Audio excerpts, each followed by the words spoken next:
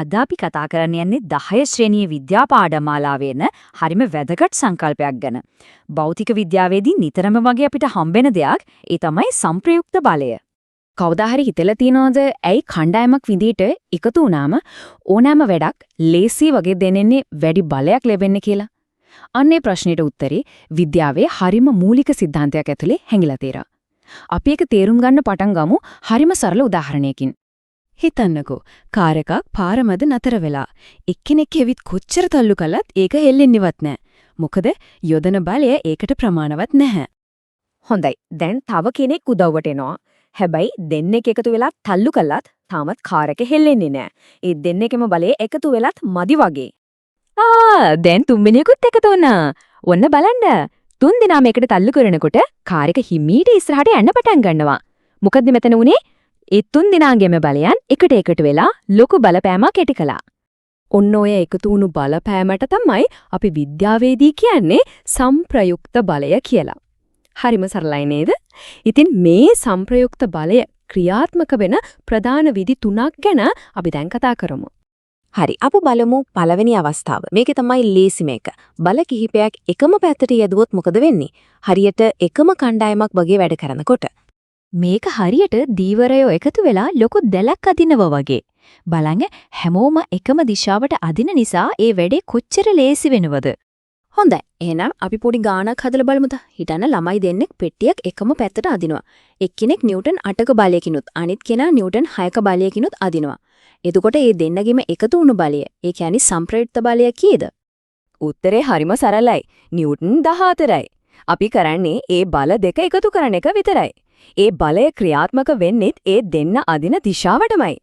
මේ බලන්න විද්‍යාගාරයේදීත් මේක ඔප්පු කරලා තියෙනවා. එකව දිශාවට ක්‍රියා කරන බල හැමතිස්සෙම එකතු වෙනවා කියන මූලධර්මය මේකෙන් හොඳටම පැහැදිලි වෙනවා. හරි. එහෙනම් එකම පැත්තට බල යෙදුවොත් වෙන දේ අපි දන්නවා. දැන් බලමු බල දෙකක් එකිනෙකට විරුද්ධව හරියට තරඟට ලගේ යෙදුවොත් මොකද වෙන්නේ? මේකට හොඳම උදාහරණය තමයි අපි කවුරුත් දන්න කඹයදීම. කණ්ඩායම් දෙකක් විරුද්ධ පැති දෙකට මාරුවෙන් මාරුවට අදිනව නේද? මෙතනදී නීතිය පොඩ්ඩක් වෙනස්. කලින් වගේ බල එකතු කරනව වෙරුවට මෙතනදී අපි කරන්නේ වැඩි බලයෙන් අඩු බලය අඩු කරන එක. මතක තියාගන්න විරුද්ධ දිශාවලදී අඩු කරනවා. හරි. තව උදාහරණයක් බලමු. වස්තුවක් දකුණට නිව්ටන් 5ක බලයකින් අදිනවා. ඒ අතරම වමට නිව්ටන් 2ක බලයකින් අදිනවා. දැන් මොකද වෙන්නේ? ප්‍රතිඵලය තමයි දකුණට නිව්ටන් 3ක බලයක්. මොකද වෙන්නේ? අපි පහන් දෙකක් අඩු කරනවා. වස්තුව චලනය වෙන්නේ වැඩි බලයක් තියෙන පැත්තට. ඒ කියන්නේ දකුණට.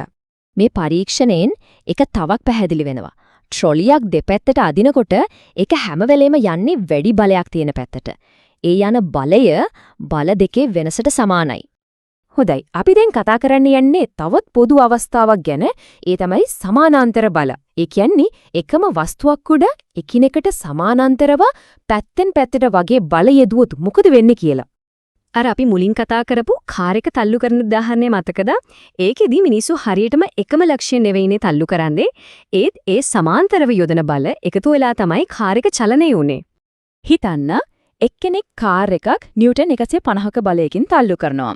තව කෙනෙක් එයාට එහා පැත්තෙන් ඉඳන් නිව්ටන් 200ක බලයකින් තල්ලු කරනවා. දැන් සංප්‍රයුක්ත බලය කීයද? මෙතනදිත් නීතිය කලින් වගේමයි. වෙනසක් නැහැ. අපි සමාන්තර බල දෙක එකතු කරනවා.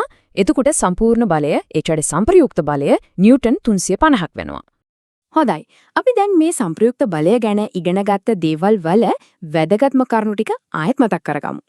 පළවෙනි දේ සංප්‍රයුක්ත බලය කියන්නේ බල ගොඩක එකතුවෙන් හැදෙන තනි බලය. දෙවෙනි එක බල එකම දිශාවට නම් අපි ඒවා එකතු කරනවා. තුන්වෙනි එක බල විරුද්ධ දිශාවලට නම් අපි ලෝකයකින් පොඩි එක අඩු කරනවා. අන්තිමට වස්තුව චලනය වෙන්නේ හැම වෙලෙම වැඩි බලය තියෙන පැත්තට. ඔන්න ඕක තමයි සම්පූර්ණ කතාව. මේක 10 ශ්‍රේණියේ විද්‍යාපොතේ තියෙන පාඩමක් විතරක්ම නෙවෙයි. පොඩ්ඩක් වටපිට බලන්න. ගහකින් බිමට වැටෙන කොළයක ඉඳලා අහසේ පාවන ග්‍රහලෝකයක් දක්වා චලනය වෙන නිශ්චලව තියෙන හැල දෙයකටම පිටිපස්සේ මේ බලයන්ගේ කතාවක් හැංගිලා තියෙනවා. එහෙනම් හිතන්න අපේ වටේ තියෙන හැම වස්තුවකම ක්‍රියාත්මක වෙන ඒ නොපෙනෙන සංප්‍රයුක්ත බලය මොකක් වෙන්නේ නැත්තා?